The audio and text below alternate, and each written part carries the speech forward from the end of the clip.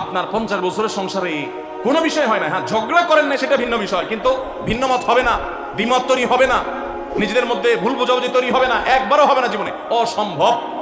মুহাম্মদ সাল্লাল্লাহু আলাইহি সাল্লামের ঘরে যদি হয়ে থাকে, আলী রাদিয়াল্লাহু তাআলা ফ্যামিলিতে যদি হয়ে থাকে, সাহাবীদের ঘরে ঘরে যদি হয়ে থাকে, আপনি কে?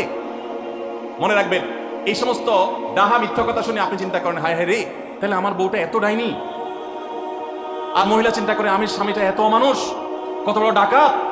দেখো তারা স্বামী স্ত্রী জীবনে কোনো কথা হয় না, আর আমার স্বামী ডেইলি একবার মা বাপ তুলে না গালি গালাজ করলে তার বাটার পেটে বাধা জমায় না। এই সমস্যাগুলো আছে না নাই? ভাইরা আমার, সবর করার জন্য, সবর করা সহজ হবে আগে থেকে যদি প্রস্তুত থাকেন যে এই সমস্যা হবে। আশরাফ আলী থানভী রাহমাতুল্লাহর নাম শুনছেন আপনারা? ভারত মহাদেশের এমন একজন আলেম ছিলেন, খুব বিচক্ষণ মানুষ ছিলেন, অনেক বিদগ্ধ মানুষ ছিলেন, অনেক বড় আল্লাহওয়ালা ছিলেন, নেককার মানুষ ছিলেন। তো থানভী রাহমাতুল্লাহর কাছে এক লোক এসে বলল, হুজুর, আমার বাসায় যখনই যাই দরজাটা খুলতে দেরি, আমার মাথার উপরে আকাশ ভেঙে পড়তে দেরি নেই। যেটাই করি, বাজার করে এনে তার হাতে দিলেও রাগ, রাখলেও রাগ, আমার সাথে সারাদিন শুধু ঘেউ ঘেউ করে, আর সহ্য করতে পারি না। আমার কোনো দোয়া দুরুদ আমল শিখাই দেন যে আমার এই বাসার অত্যাচারটা যেন থামে। তো থানভী রাহমাতুল্লাহ বলেন যে, শোনো, তোমার একটা বুদ্ধি শিখাই দেই, দোয়া দুরুদ না। বুদ্ধি হলো, এখন থেকে বাসায় গিয়ে দরজা নক করবা, যে নক করার আগে 1 মিনিটের মোরাকাবা করবা। কি করবা? মোরাকাবা বুঝেন? ধ্যান। ধ্যান এটা কল্পনার জগতে ডুবে যাবা 1 মিনিটের জন্য, জাস্ট 60 সেকেন্ড। কি ধ্যান করবা? দরজা যায় থামবা, থেমে চোখ বন্ধ করে মাথাটা নিচু করে চিন্তা করবা, আমার ঘরের ভিতরে একটা কুকুর আছে, আর কুকুর মানুষ দেখলে কি করবে? ঘেউ ঘেউ করবে। অতএব এটাতে আমার রাগ হওয়ার তো কিছু নাই, কুকুর কেন ঘেউ ঘেউ করছে এটা জিজ্ঞেস করার তার এক বোকামি। অতএব এটা আমি মাথায় কিছু নেব না, ইগনোর করবো। কুকুর থাকলে কুকুর তো ঘেউ ঘেউ করবে, এটা চিন্তা করে এরপরে বিসমিল্লাহ পড়ে নক করবা। তো এই বুদ্ধি অনুযায়ী পরের দিন আসছে বাসা, আগে 1 মিনিট মোরাকাবা করছে, এরপরে দরজা নক করছে। যথারীতি দরজা খোলার পরেই শুরু হয়ে গেছে যুদ্ধ, ইউক্রেন রাশিয়া, এখন ইসরায়েলিরা। যুদ্ধ শুরু হয়ে যাওয়ার পর এই লোক অন্যান্য দিন সেও টুকটাক রিয়াকশন করে, হাতাহাতি, বকাবকি, দুই পক্ষ থেকে টুকটাক হামলা পাল্টা হামলা হতো, কিন্তু আজকে সেই লোকটা আর হামলা টামলা তার করা দূরের কথা, উল্টা সে মিটমিট করে হাসতেছে, এবং একটা পর্যায়ে আর নিয়ন্ত্রণ করতে না পারে ফিক করে হেসেই দিচ্ছে।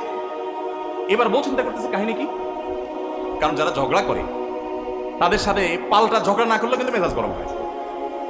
কদিন আগে শুনছেন না পত্রিকা যে এক মহিলা স্বামীর ডিভোর্স দিছে, কেন? কারণ স্বামী ঝগড়া করে না। কদিন আগে পত্রিকা দেখছেন? এই মহিলা যখন দেখছে স্বামী হাসা দিছে, সে এবার ঝগড়া করে থামায় বলতেছে, ঠান্ডা মাথা বলছে, কাহিনী কি বলতো, তুমি হাসতেছো কেন? বল না কিছু না। সে তো বলবে না। স্বামী মনে করছে হয়তো অন্য কোনো কাহিনী আছে, কোনোভাবে উদ্ধার করতে পারে না। পরের দিন আবার সেম কাহিনী, আবারও হেসে দিচ্ছে। মহিলা চিন্তা করছে ব্যাপার কি, বলে না আজকে তো তোমার একদিন কি আমার একদিন, বলতেই হবে তোমার। কেন তুমি হাসতেছো? আমার ঝগড়ার বিনিময়ে তুমি ঝগড়া না করে হাসতেছো, অপমান করতেছো, আমার ঝগড়ার কোনো দাম নাই, আমি কি কথা বলতেছি না, এগুলো কোনো মূল্য নাই। যখন চেতে যাচ্ছে এবার বলতেছে, শোনো, তুমি যেহেতু জোরই করতেছো, তাহলে আমি বলি, আমি গেছি এক হুজুরের কাছে, হুজুর আমাদের বুদ্ধি শিখিয়ে দিছে, আমি সেই বুদ্ধি অনুযায়ী চিন্তা করি, এখন আমি চোখের সামনে যখন চিন্তা করি যে কুকুর গেউ করতেছে, আমার হাসি আসে। ও চিন্তা করে, কি বললা তুমি? তাহলে তুমি এই মনে করো আমারে? এবার থেকে বেচারি ঝগড়া করার আগেই তার থেমে যায়, চিন্তা করে হায় হায়, আমি ঝগড়া করলে তো সে মনে মনে আমার ওইটা চিন্তা করে। বুঝতে পারছেন? দাম্পত্য জীবনে একটু বুদ্ধিশুদ্ধি করে না চললে, শুধুমাত্র সোজা হয়ে দোয়া দুরুদ পড়বে না সব সোজা হয়ে যাবে, শুয়ের মাথায়, এত সোজা না।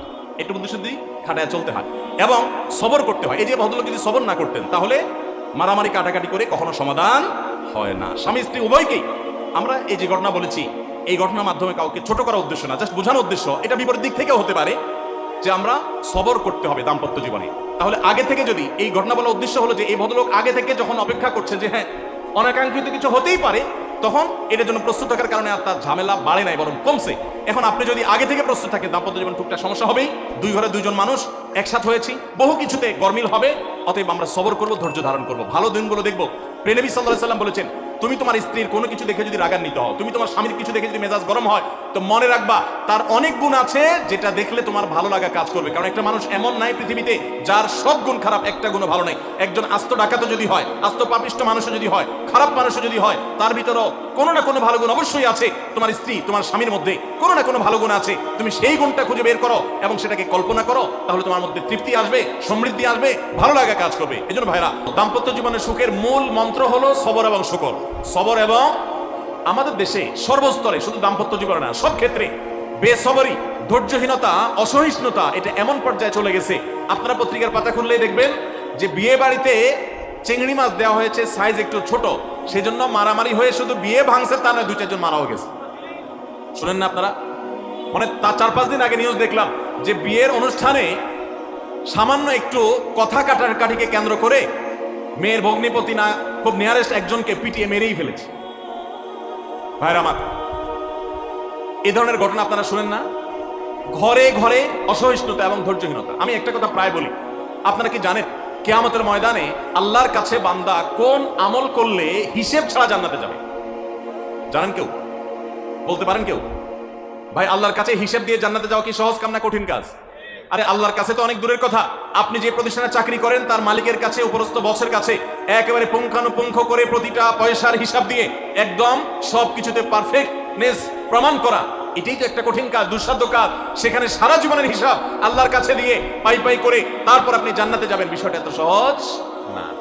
তাহলে হিসেব ছাড়া আল্লাহ তাআলা এমনিতেই বলবেন হিসাব টিসাব নাই, তোমাকে এমনি জান্নাতে দিলাম, এটা চান আপনারা? দেখুন কোরআনে কারীমে আল্লাহ তাআলা বলছেন, ইন্নামা ইউওয়াফাস সাবিরুনা আজরাহুম বিগাইরি হিসাব।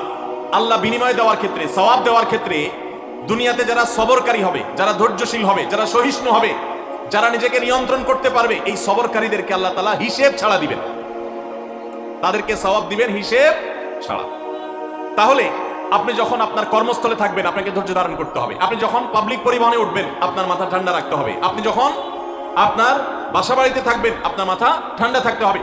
মাথা গরম হয়ে যায় যাদের, হট মেজাজ যারা, কথায় কথায় মাথা গরম হয়ে যায়, ধৈর্যহীন হয়ে যায়, যেখানে সেখানে গন্ডগোল বাধায় দেয়, মারামারি বাধায় দেয়, ধৈর্য সহ্য বলতে কিছু নাই, এই লোকগুলো কিন্তু এই সৌভাগ্যবান মানুষদের কাতারে শামিল হতে পারবে না। ঠিক একইভাবে দাম্পত্য জীবনে সুখী হতে হলে সবর এবং শকর, এই দুইটা মূল মন্ত্রের কোনো বিকল্প পথ খোলা নেই। সেটা স্বামীর জন্য প্রযোজ্য, স্ত্রীর জন্য প্রযোজ্য।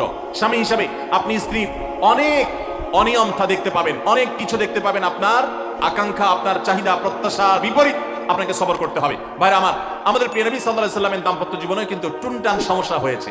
আপনারা মনে করতে পারেন নবী সাল্লাল্লাহু আলাইহি সাল্লামের ঘর, ওনার স্ত্রীগণ সাহাবী, তারা উম্মুল মুমিনিন, আমাদের মা, এত মর্যাদাবান মানুষ, তাদের আবার ঝামেলা হয়েছে। ভাই, দাম্পত্য জীবনে টুকটাক সমস্যা তাদেরও হয়েছে। প্রিয় নবী সাল্লাল্লাহু আলাইহি সাল্লাম নিজে একদিন বাসা ছেড়ে মসজিদে নববীতে এসে মন খারাপ করে বসেছিলেন, তিনি বাসায় যাচ্ছেন না, অভিমান করে। ওমর রাদিয়াল্লাহু তাআলা আনহু বিষয়টা বুঝতে পেরে তার মেয়ে যেহেতু নবী সাল্লাল্লাহু আলাইহি সাল্লামের স্ত্রী, তিনি সেখানে গিয়ে ভেতরে প্রবেশ করে তার সাথে কথা বলে তথ্য উদ্ঘাটন করে সেটা মিটমাট করার ব্যবস্থা করেছেন।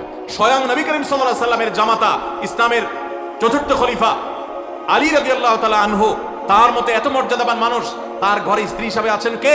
মুহাম্মদ সাল্লাল্লাহু আলাইহি সাল্লামের মেয়ে, জান্নাতে নারীদের সর্দার ফাতিমা রাদিয়াল্লাহু তাআলা আনহা। এত বড় মানুষ তারা, স্বামী স্ত্রী দুইজন, দুই দিককার নেতৃত্বে, একজন যুবকদের নেতৃত্ব দিবে, আরেকজন জান্নাতি যুবতীদের, নারীদের নেতৃত্ব দিবে। এত বড় মর্যাদাবান মানুষ, তাদেরও দাম্পত্য জীবনে কিন্তু টুনটান হয়েছে। একবার আলী রাদিয়াল্লাহু তাআলা আনহু এসে মসজিদে টানটান হয়ে শুয়েছিলেন মাটিতে, মনটা খারাপ, ঘরে একটু হালকা ঝামেলা হয়েছে, এই জন্য মসজিদে নববীতে এসে মাটিতে শুয়ে আছে। নবী করিম সাল্লাল্লাহু আলাইহি ওয়াসাল্লাম দেখে বুঝতে পেরেছেন, টের পেয়ে গেছেন যে কিছু একটা হয়েছে বাসায়। তখন তিনি জামাইকে ডেকে বললেন, কমিয়া আবা তুরাব, এ মাটির বাপ, মাটিতে শুয়ে আছেন, এজন্য রসিকতা করে বললেন, এ মাটির বাপ উঠো, দাঁড়াও দেখি কি হয়েছে বলো। ভাইরা আমার, দাম্পত্য জীবনে টুকটাক সমস্যা হবেই হবে। যারা বিয়ে করেন নাই আগে থেকে প্রস্তুত থাকেন, বুকে পিঠে ছালার বস্তা সব বেঁধে রেডি থাকেন। বিশেষ করে সময় যেভাবে গড়াচ্ছে তাতে করে সামনে থেকে হেলমেট পরেও যাওয়া লাগতে পারে।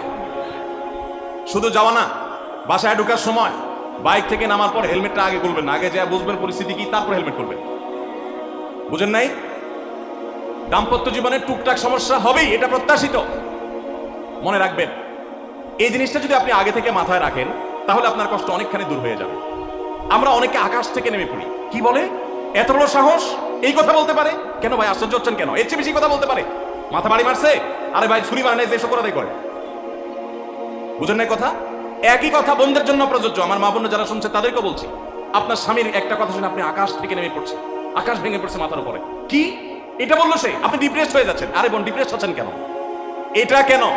আরো শক্ত কথা আপনাকে বলতে পারে, এটা আপনি মাথায় রাখেন, কারণ দিন শেষে তিনি মানুষ, তার ভুল হতে পারে, একটা সময় তিনি তার ভুল বুঝতে পারেন। দাম্পত্য জীবনে যদি স্বামী স্ত্রী উভয়ে যদি ধৈর্যশীল না হয়, সবরকারী না হয়, হুটহাট রিয়াকশন করে ফেলে, কখনো দাম্পত্য জীবনে সুখী হওয়া সম্ভব নয়। মনে রাখতে হবে, একসাথে থাকতে গেলে, দুইটা পাতিল একসাথে থাকতে গেলে টুনটান লাগে না, বাধা হয় না? দাম্পত্য জীবনে সুখ শান্তির জন্য সবর এবং শকর। শকর হলো যে যা পেয়েছি আলহামদুলিল্লাহ, এর চাইতে যদি খারাপ কিছু হতো, এর চাইতে যদি মন্দ কিছু হতো। অনেক বোনরা আমাদের কাছে আসে, আমরা তাদেরকে বলি, দেখুন আপনার স্বামীটা হয়তো অমানুষ, সে আপনাকে গালিগালাজ করে কিন্তু চরিত্রহীন না। অনেকের স্বামীটা খুব ভদ্র কিন্তু চরিত্রহীন, ব্যবহার ভালো করে চরিত্রহীন, তাদের কষ্ট আপনার চাইতে কম না। অনেকের স্বামী খুব ভদ্র কিন্তু বেকার, 2 পয়সা কামাই করতে পারে না, সারাদিন ঘরে বসে বসে খায় আর শ্বশুরবাড়ি থেকে যৌতুক নেয় না খায়, নিশ্চয়ই আপনি তার চাইতে ভালো আছেন।